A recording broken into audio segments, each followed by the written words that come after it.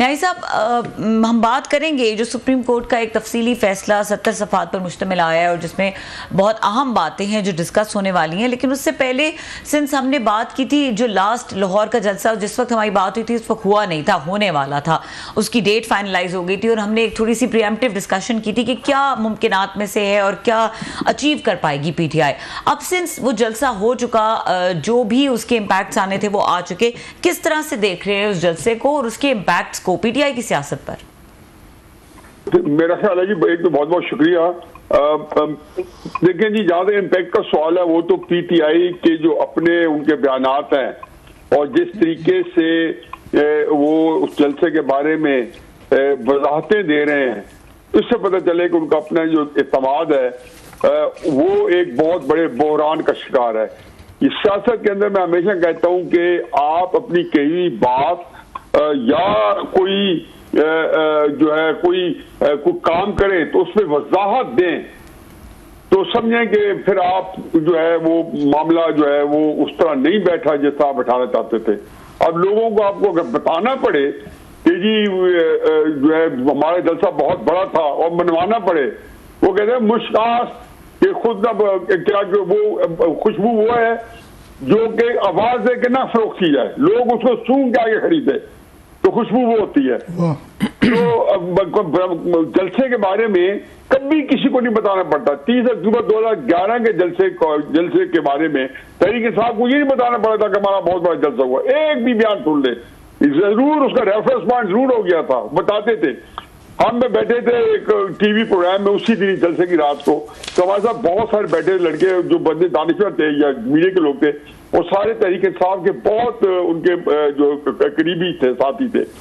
तो मैंने उनसे एक ही सवाल पूछा, जलसा उस वक्त तकरीबन हो रहा था या इख्तिताम पे था, मैंने कहा जी आप में से हम सारे बैठे 4 बंदे बैठे हैं, हम बताएंगे 30 अक्टूबर 2011 को हम में से जो लाहौर के सारे लाहौर के थे जलसे में कौन कौन गया, तो सबने कहा हम सारे थे। मैंने कहा आप कौन कौन गया, हम सारे स्टूडियो में बैठे थे। मतलब जलसा किसी मुखालिफ पार्टी को, किसी को जिस जलसे ने तहलका मचाना होता है तो आप जो मीडिया का बंदा जो है वो टेम्प्ट होता है कि वो मैं लाहौर से सफर करके आ गया था 2014 का धरना देखे कि देखूं तो सही कितना शोर मचाओ प्रेस में कैसा चल रहा है। तो क्राइसिस ये है कि जलसा तो मेरा ख्याल है कि पीटीआई का जो है उसके कोई असरात मुरतब नहीं हुए। अब जो है आप क्या कुछ सवाल करें तो मैं बताऊंगा, और यही हमने कहा था उस प्रोग्राम में कि जलसे की 3 ही अमकानी सूरत हाल है, बहुत बड़ा होगा दरमियाना। इससे पहले रब्बी आपसे कुछ और सवाल करेंगे सुप्रीम कोर्ट पे, मैं ज़रा थोड़ी सी इसके साथ ही पूछ लूँ जलसे पे कि सबसे बड़ा जो चैलेंज था, इंटरेस्ट थी मुझे जिसमें ज़्यादा इंटरेस्ट थी, शायद मेरे जैसे और लोगों को भी होगी, वो गंडापुर साहब का चैलेंज था कि जनाब कि हम बैंड बाजा बारात लेके लाहौर आएंगे और बला उन्होंने वहाँ पे चीफ मिनिस्टर साहबा के हवाले से बातें की थी। ख्वाजा आसिफ साहब रोज़ाना दिन गिन रहे होते थे, काउंट डाउन शुरू था उनका, तो वो देखा जा रहा था कि गंडापुर साहब जाते हैं नहीं जाते। इधर से राना सनाउल्ला साहब ने कहा जनाब आप अट्टा का पुल क्रॉस करके देखें तो डांगे सोटे हम मार, ऐसी चीज़ें। आपको क्या लगता है, कोई अंडरस्टैंडिंग हुई है, कोई डील हुई है कि जनाब वो जलसे के बाद पहुंचे हैं, ना डांग चले ना सोटा चला, दोनों तरफ से विन विन सिचुएशन के? मतलब गंडापुर साहब जो यहाँ पर थे वो तो नज़र ही नहीं आए, मतलब गुफ्तगू ही नहीं की, वो तो जलसे के बाद पहुंचे हैं। डू यू थिंक कि देयर वाज एनी अंडरस्टैंडिंग दोनों के दरमियान कराई गई, चीफ मिनिस्टर साहबान के दरमियान? देखिए जी, मैं उससे पहले कमेंट देता जाऊँ सर, और कमेंट ये है कि जो जहां तक जो है जिसको कहना चाहिए कि इमरान खान जो है वो पूरी सियासत के अंदर एक उनकी बेबसी या फ्रस्ट्रेशन है। उनको ऐसे लोगों पे डिपेंड करना पड़ रहा है जिनके बारे में उनका अपना जो इत्मीनान है वो पूरी मजरू हुआ है, और वो किसी तौर पे भी उनका अंदर से पता है कि ये लोग जो हैं मुझे लेट डाउन कर रहे हैं। मतलब अभी एक और जब बात आएगी उसके ऊपर जलसों के ऊपर, जैसे कि उन्होंने मियाँ वाली जलसे का अनाउंस किया गंडापुर साहब ने बड़ी तमतराक से कि मैं ऐलान कर रहा हूँ, इमरान खान साहब ने उसको कैंसिल कर दिया। ये बेसिकली एक लिहाज से स्नब करना है। अच्छा, दूसरी बात यह है कि आपने देखा होगा कि मैंने जहां तक देखा है कि आज अलीमा साहबा जो है वो पहली दफा एक चार्ज संभालते नजर आई, और इमरान खान साहब ये कहना है कि हम मारो मर जाएं, मर जाएंगे और मारेंगे और जान दे देंगे और जो कुछ करेंगे हम हाजिर हैं। अब इसके अंदर दो तीन चीजें करें। इमरान खान साहब जो है, जिसको हमेशा कहता हूँ कि लड़ाई बहुत खूबसूरत प्लान करते हैं। अब उनको ये पता है कि वो पिछले 10 साल से और खसूस पिछले 2-2.5 सालों से जितनी उन्होंने कोशिशें की वो सारी बेकार गई। वो कोई प्रेशर नहीं क्रिएट कर सके, ना जलसों से, ना जुलूसों से, ना लॉन्ग मार्च से, ना जेल भरो तहरीक से, ना असेंबलियों से रिजाइन करने से, ना सूबाई और पंजाब केपी के असेंबली जो है, जो पंजाब और केपी की, उनको जो है डिसॉल्व करने से।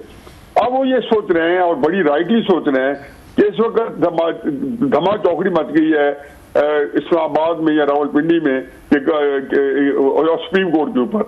तो वो उस तनाजर में उन्होंने जलसा जो है प्लान किया है रावलपिंडी का, और ये उन्होंने बड़ा एक तुर्क का चाल चला है। बहुत बुरा नहीं है कि आप जब सुप्रीम कोर्ट के केसेस बढ़ गए जिनको कवरेज देना आप लोगों की मजबूरी है, और वो कवरेज जो है वो रियासत या हुकूमत या एस्टेब्लिशमेंट के खिलाफ, और सुप्रीम कोर्ट का वो ग्रुप है जिसको इमरान खान की पार्टी ने आया तो लिया हुआ है, उनके खिलाफ कवरेज आ रही है।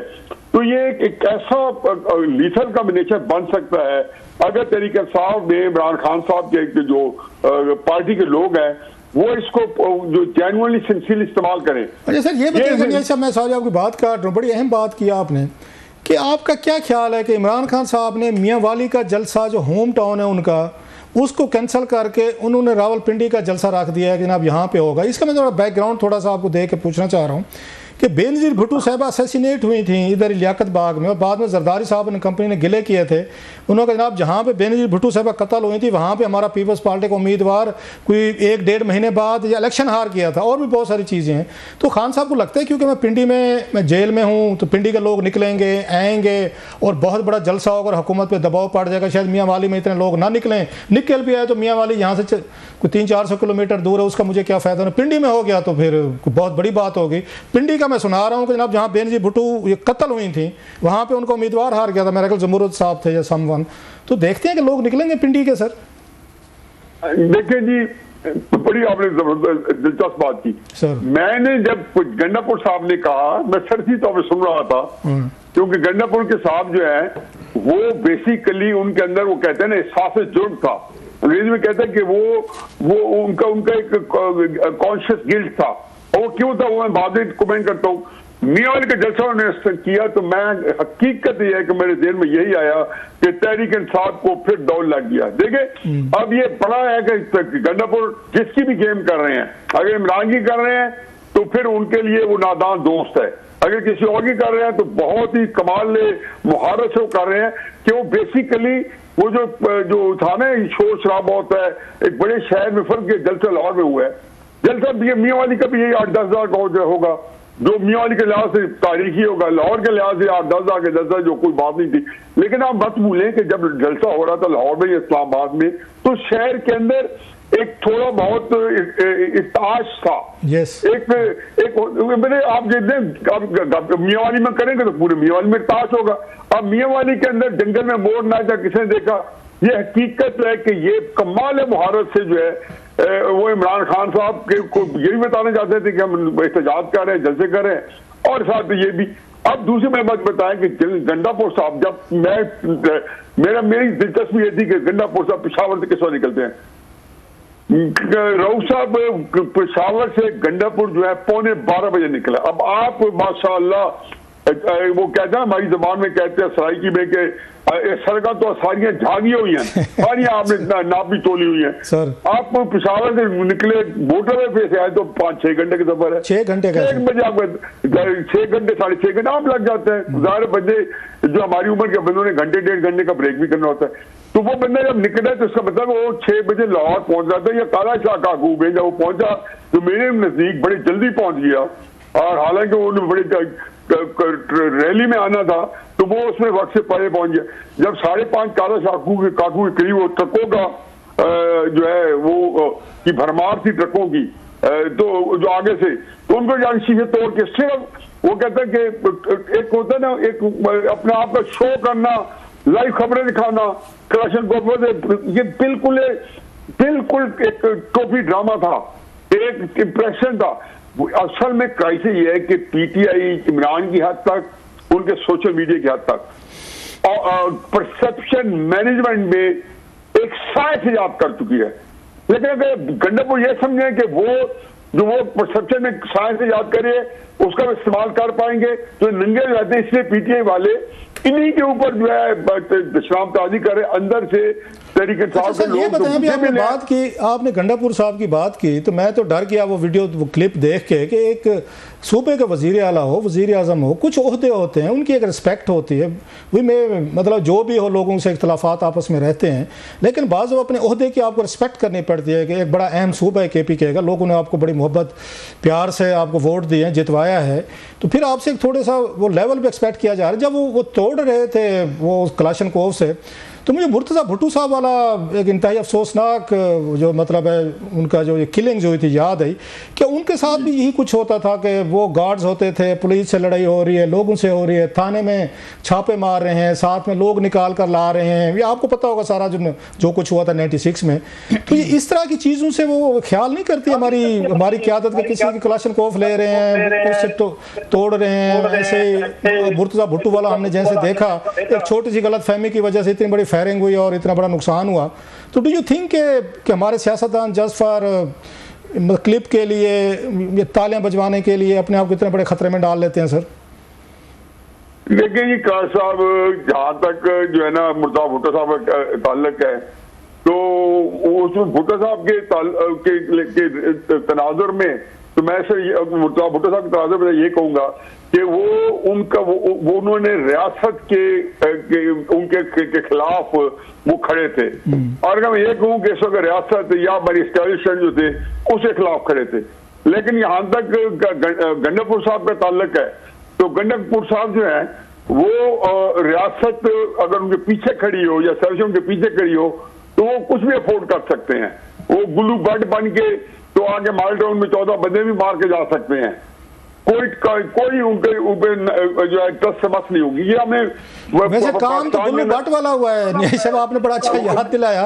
ये मतलब ये काम तो गुल्लू भट्ट वाला हो रहा था जब मुझे पता है ना जी कि जब आपके पीछे रियासत होती है ना, यानी कि एस्टैब्लिशमेंट होती है और उनको पता होता है कि आपने ये काम आपको दिए होते हैं। खैर अब ये इतनी ज्यादा इंपॉर्टेंट बात नहीं, क्योंकि आपके पास आज बड़ी इंपॉर्टेंट टॉपिक्स है, तो मैं कहता हूँ आपका टाइम उसी में मेरा ख्याल रबी आप एंगेज करें।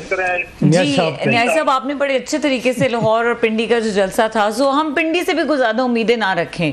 बॉटम लाइन इज पिंडी से बहुत उम्मीदें रखें। पिंडी में इमरान खान देखे ना, फसाद करने के लिए आपको 4-5 हजार बनना चाहिए।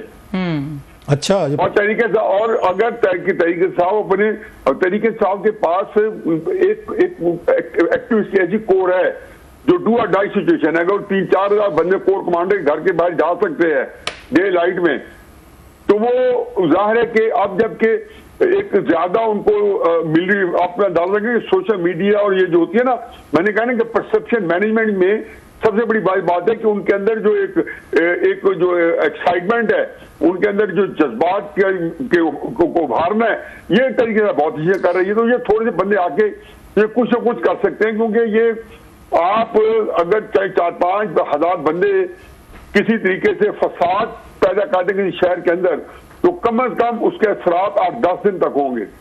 तो पिंडी के जलसे से मुझे ये है कि जब सुप्रीम कोर्ट के ऊपर नीचे बहुत सारी चीजें हो रही होंगी, क्योंकि एस्टैब्लिशमेंट को के इस वक्त वसाइल जो है हर नए दिन जो है उनके काम बढ़ा रहा है, और वो काम ऐसे हैं कि सारे को अर्जेंट उनको एड्रेस करना है।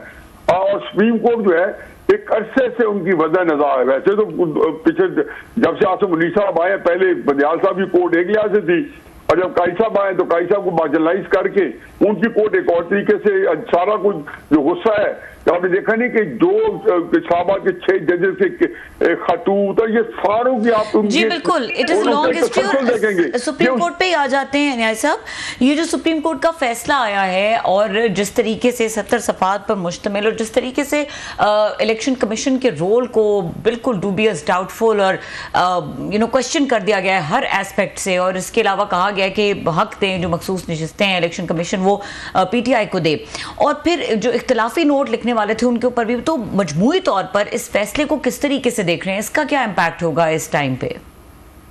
देखिए जी, मैं सुप्रीम कोर्ट का मैं इन सारी चीजों को आपस में कनेक्ट कर रहा हूं। पहली बात यह है कि मैं ये कह रहा हूं कि सुप्रीम कोर्ट का फैसला जो है ये इमरान खान साहब को जो 11 मई को जो था good to see you Amrita Baniyal साहब से, और आप कैसे हैं और सब कुछ के बाद जो अच्छे जैसे दिए गए, प्लेजेंट्री जो एक्सचेंज की गई, और उसके बाद अगले दिन इस्लामाबाद हाई कोर्ट के अंदर, तो उसके बाद फिर पूरा तसलसल आ रहा है। जितने इमरान खान साहब के केसेस गए उनको इस्लामाबाद हाई कोर्ट जैसे एक जिसको कहने पूरा एक पे हो गया था, और उसमें साफ पता चलता था कि वहां पे असेंशन को मुंह की खानी पड़ेगी, रियासत को मुंह की खानी पड़ेगी। अब उसका आप आगे सुप्रीम कोर्ट के अंदर उन्होंने फैसला जो किया उसके ऊपर मैं कमेंट दे दूं कि बहरहाल ये फैसला जो है, चाहे इसमें जैसे मुंशी अली शाह साहब जैसे जयद जज क्यों ना हो, एक बात तय है कि इसमें एक बात तय है कि इस फैसले के अंदर उन्होंने तजावज किया। मैं ये भी नहीं कहता, मैं कहता हूँ कि जी कराई से ये है कि अगर उनको पता चल अंदाजा हो गया, क्योंकि ये सारे लोग बहुत ही अक्लमंद हैं और कानून वाले हैं, इसमें आईन और कानून से ज्यादा सो ये पता चल रहा है कि सिस्टम को बिल्कुल डिरेल होने से कैसे बचाना है। उसलिए जरूरी है कि सुप्रीम कोर्ट ने कुछ स्पेस देनी है। मैं नजरिया जरूरत की बात नहीं कर रहा हूँ, लेकिन स्पेस देनी है। लेकिन आप ये स्पेस देने के बजाय आप एक ओवर रीच करें। बस आज के फैसले में जो मुझे मिली है स्क्रिप्ट उर्दू में ट्रांसलेशन के साथ जरूरत है, एक फिक्रा मैं आपको बताता हूँ। उन्होंने कहा जी कि अगर आईन और कानून तंग नजरी पे बनाए जाएंगे हम भी फैसले तंग नजरी पे करेंगे। अच्छा, ये जज का कमेंट नहीं हो सकता। I agree. ये यकीन मानो कि मेरा दिल दहल गया कि हमारे सुप्रीम कोर्ट के और वो जज जिसके जस्टिस मुंशी अली शाह जैसे बंदे बैठे हो।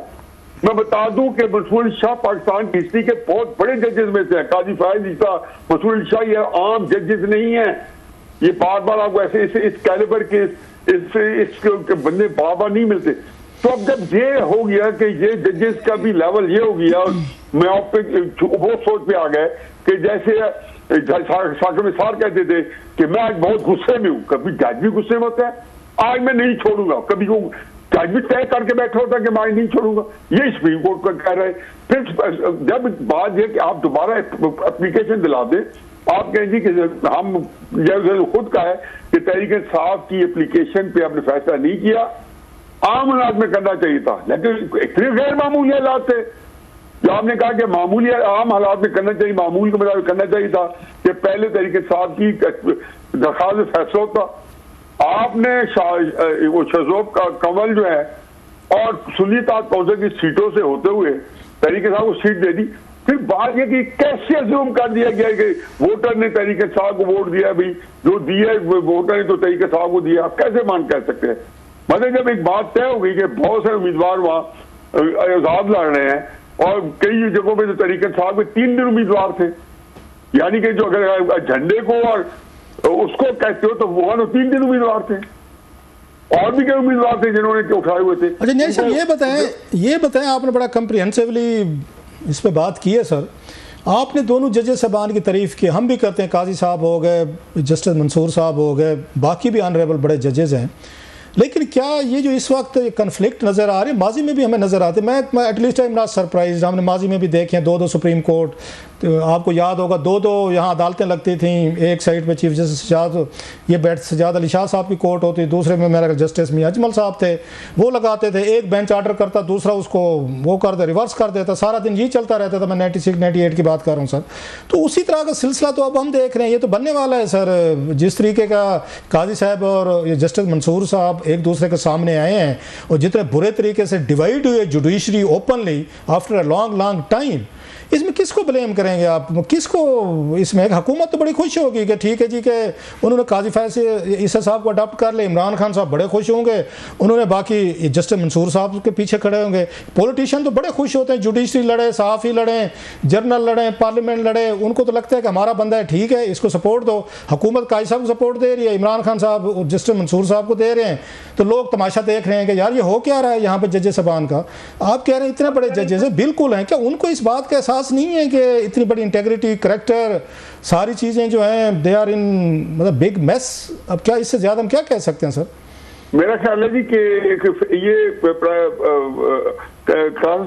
फैसले की घड़ी है, और ये हकीकत ये है कि पाकिस्तान की जो किस्मत का फैसला जो है ये अब महीनों की नहीं, हफ्तों की नहीं, अब दिनों की बात रह गई है। अब ये पता चल जाएगा कि इस जंग के अंदर कि कौन मरता और कौन जिंदा रहता है। अच्छा। और सुप्रीम कोर्ट ने इस जंग में इमरान खान साहब के साथ खड़े होकर ऐलान कर दिया इन जजेस ने, सुप्रीम कोर्ट ने नहीं, इन जजेस ने।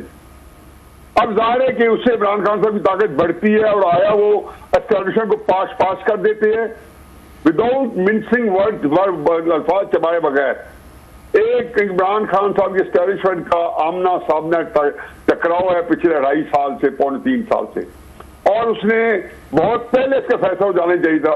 उन वजूहात में नहीं जाते क्यों नहीं हुआ, लेकिन अब वो बाय डिफॉल्ट कह लें, हालात की जो संगीनी कह ले, उसके फैसले का वक्त आप पहुंचा है। आप उसी तरह का सर न्याय साहब आपने एक मिनट सर, बड़ा अहम सवाल है आपसे ही है सर, क्योंकि बात आप बड़ी अहम कर गए हैं। आपने अपने बेटे हसन, ये नियाजी साहब के साथ भी आपकी बात हुई थी, मुझे याद है हमारे शो में कहा था कि मैंने कहा भाई साहब अगले 3-6 महीनों में या आपका मामा नहीं है तो या एस्टेब्लिशमेंट नहीं है।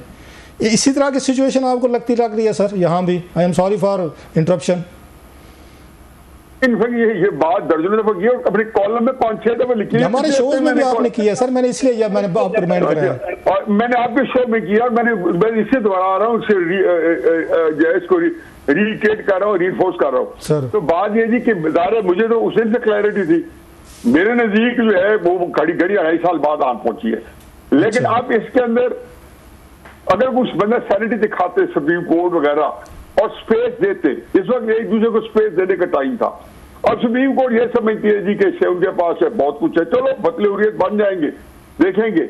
लेकिन इसके अंदर पाकिस्तान के अंदर एस्टेब्लिशमेंट जो है अनफॉर्चुनेटली वो एक ऐसी तरफ हम जा रहे हैं कि जो बहुत ये जो है ना, ये बहुत खौफनाक जो एंड की तरफ जा रहे हैं। अगर ये खौफनाक एंड न होता और पाकिस्तान का सोचा जाता तो इमरान खान साहब, हमेशा जरूर कहता हूँ कि इमरान खान साहब के जब मैं दिमाग पड़ता था, जब भी पहले दिन से मैं ये कहता था कि इमरान खान साहब को ये पता है कि मुझे इक़्तिदार नहीं मिलना, लेकिन उनको ये पता है कि मैं ये मुल्क जो है अनगवर्नेबल बना दूंगा, मैं मुल्क को जो है ऐसा बना दूंगा कि जिसके ऊपर एस्टेब्लिशमेंट जो है वो नाकाबिल इस्तेमाल हो जाएगा पाकिस्तान।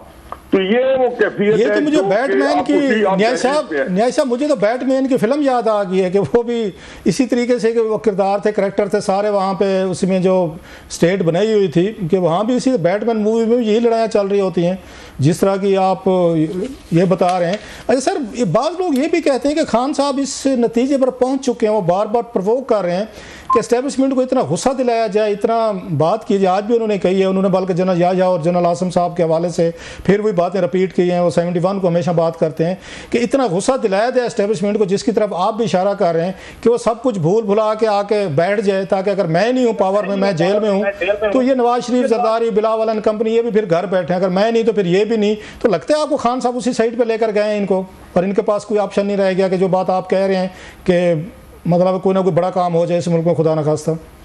देखिए जी, मैं तो कह रही कि ये तो इमरान खान की विजुअल थिंकिंग है।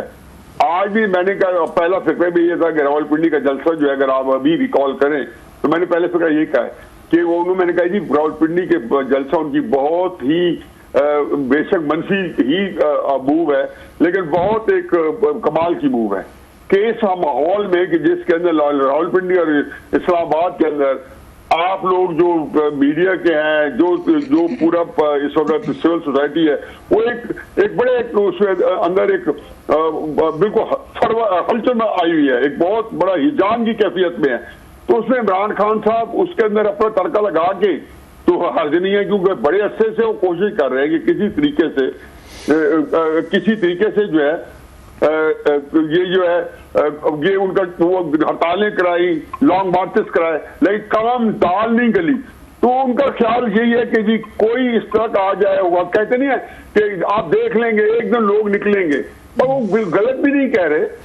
हर बंदा ये कह रहा है कि जिस दिन जो है एक छोटा सा हुआ तो उनको फिर बांग्लादेश की हसीना वाजिद का अंजाम नजर आता है, जिसमें उनको पहले तो अपने लिए आइडियल ढूंढना था, अब वो उसके अंजाम से डराते हैं। पहले हसीना वाजिद को सामने रख के हमें एस्टेब्लिशमेंट को उनको अंजाम से डराते थे, अब हसीना वाजिद के अंजाम को दिखा के फिर उनको डरा रहे हैं। तो क्राइसिस ये थी कि मैं सिर्फ मुझे तो ये है कि सब पाकिस्तान जो है फॉर्चुनेट। अच्छा, लास्टली सर न्याय साहब, आपने बड़ी मेहरबानी की, मुझे पता है आप ट्रैवल कर रहे थे, मैं आपकी हुज्जत मेरी में आप आ जाते हैं हर दफ़ा। सर आज DGISI की अपॉइंटमेंट हुई है sir, how do you see that? नए DGISI जो हैं आसिम मलिक साहब हैं, जनरल आसिम मलिक साहब, क्योंकि र्यूमर्स ये भी थी कि शायद मौजूदा DG जो हैं इनको एक्सटेंड किया जाएगा, तो आपको लगता है कि ये एक मुश्किल फ़ैसला था, आसान फ़ैसला है, और नए जर्नल जो आए हैं इन द हीट ऑफ मतलब मैसिव क्यास के तौर पर आ रहे हैं, ISI का बड़ा इंपॉर्टेंट रोल रहता है पाकिस्तानी पॉलिटिक्स में भी, दुनिया भर में भी, आप इसको कैसे देखते हैं सर?